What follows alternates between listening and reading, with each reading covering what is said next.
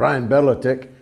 Sorry we've had difficulty getting him, but he's on the line now. Former US Marine, geopolitical analyst, founder of the New Atlas, joins us now on the mother of all talk shows. Brian, glad that we finally connected. We're a little short of time now, so let me dive straight into a question I think you know a lot about, but which most of our audience doesn't, though they're going to have to become so. Namely, the elections, the political struggle for power in Thailand, where it would appear some funny business is underway. What can you tell us about it?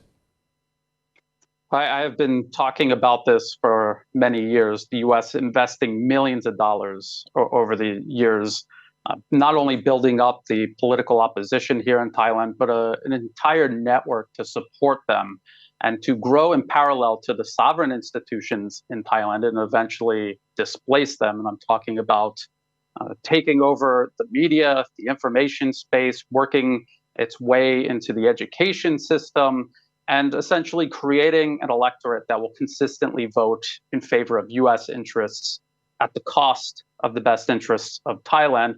And it's a very similar situation to the political capture we see all over Europe collectively.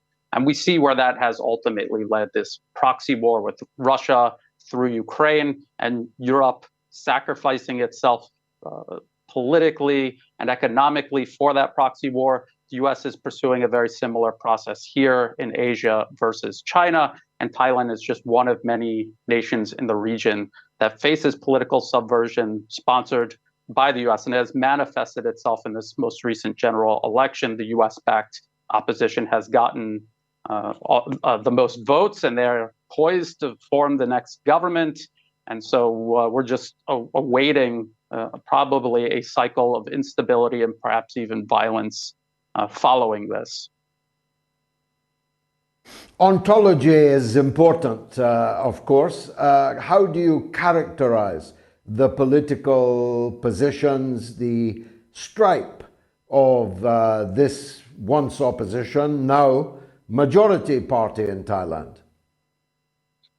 They pose as progressive, they're pro-Western, they're overtly anti-China, they control the media here in Thailand, and so they just translate the Western mainstream media into Thai and bombard the Thai population with these messages, poisoning the Thai people against obviously Russia and any other enemy of the West, but specifically China, trying to convince Thai people that their largest trade partner, investor, source of tourism, infrastructure partner is actually bad, and that Thailand should pivot away from China and work more closely with the United States and Europe. But they never explain work with the US and Europe in what regards. There is nothing that the US and Europe can offer as an alternative to the large and growing cooperation Thailand has with China.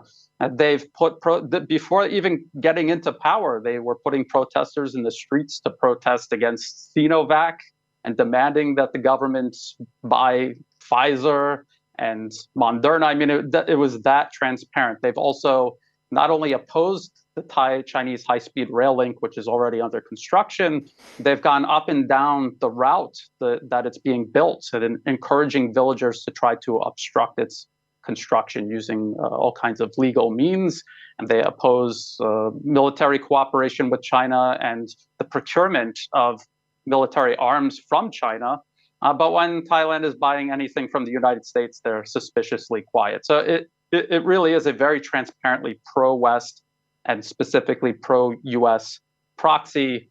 The National Endowment for Democracy has built up a massive network in parallel with this opposition party to support them, to build up public support for them, to help get protests into the streets when they need to coerce the establishment and the rest of the Thai population. And it's very similar to what we've seen elsewhere in Eastern Europe, in Ukraine, and even in countries across the region here, in Myanmar, in Malaysia, and the Philippines. What's the attitude of the Crown to all of this? To what extent does this liberal pink wave generated by the United States impinge on the traditional reverence almost for the monarch that, in my experience, the great majority of Thai people feel? Well, that's precisely right. The vast majority of Thai people revere the monarchy. They respect and revere the military. These are two sovereign institutions that have protected and unified Thailand for centuries. Thailand is the only Southeast Asian country that avoided Western colonization, and it was because of the leadership and unity inspired by the monarchy and the military. So what the U.S. has done with their media and together with this opposition is they've begun poisoning the Thai people against both institutions. Some of the primary things that they ran on as their platform was essentially scaling back, and they don't say this directly, but we know that this is what they mean, to get rid of the monarchy and to eliminate the military as an independent institution. To eliminate these two unifying institutions as a check and balance against their getting into power and then maintaining their grip on power. Thank you, Brian, for a necessarily brief look at a very important question to which we shall return, I promise.